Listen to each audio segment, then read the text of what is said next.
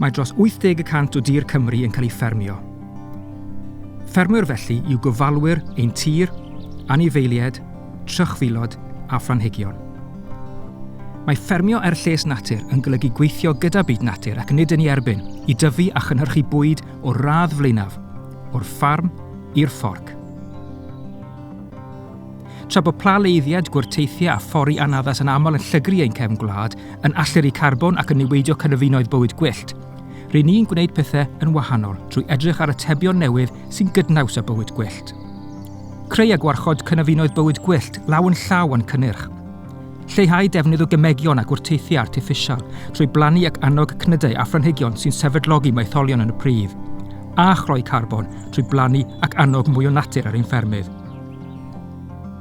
Mae ffermio Lles Natur yn golygu mwy o gynefinoedd, priddoedd iach, mwy o fywyd gwyllt, a gallwch chi wneud byd o wahaniaeth trwy ystyried yr hyn yr ydych chi'n ei fwyta. Helpwch ein ffermwyr lleol i ffynnu, nawr ac yn y dyfodol. Dysgwch fwy am sut i gefnogi ffermio cyfeillgar i natur trwy fynd i www.nfffn.org.uk. Ymunwch ar Rhwydwaith mwyn cefnogi ffermwyr sy'n frwd dros natur yng Nghymru a ledled y Deyrnas Unedig. Helo na, Tleri Field yn dwi'n ffermio yn Eryri ar ffarm yr Ymddiriedolaeth Genedlaethol.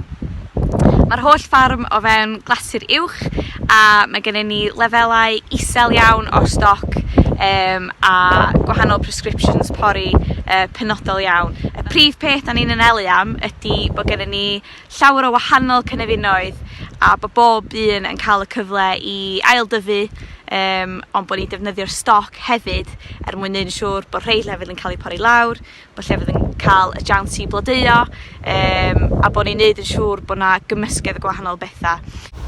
Helo, sy'n? Gethin Owen dwi'n byw yn Nantur Efail, ger Abergele ar arfordir Gogledd Cymru. Dwi'n meddwl fod ffarmio law yn llaw y natur yn hanfodol bwysig am yn ei synwyr economaidd ac ariannol. Ac un o'r pethau dwi'n neud i helpio natur ydy wrth dyfu'r ceirch gwanwyn yma. Fydd o'n cael ei dyfu heb cymegion o gwbl. A fydd o'n cael ei gynaeafu mis Medi. A fydd y sofl yn cael ei adael dros y gaea a fydd hynna'n cynnal bwyd i llawer iawn o adar a fywyd gwyllt dros y gaea. Rhys Evans dwi, a mi ydw i a'r teulu yn ffarmio defaid a gwartheg beef yma ar y fferm deuluol yn Rhydmaen yn Sir Feirionnydd. Dwi'n meddwl mai ffarmio mewn ffordd sy'n gydnaws a bywyd gwyllt ydy y ffordd fwyaf cynnaladwy, effeithiol a proffidiol o gynhyrchu bwyd. Ac yn syml iawn, beth da ni'n drio wneud ar y ffarm yma ydy defnyddio da byw, defnyddio'r defaid a'r gwartheg mewn ffordd priodol i wella bywyd gwyllt o'r mynydd, lawr i'r ffridd, trwy'r codlannau, i'r caeau amaethyddol tu ôl i mi, fel bod yna le i natur ar draws y ffarm gyfan.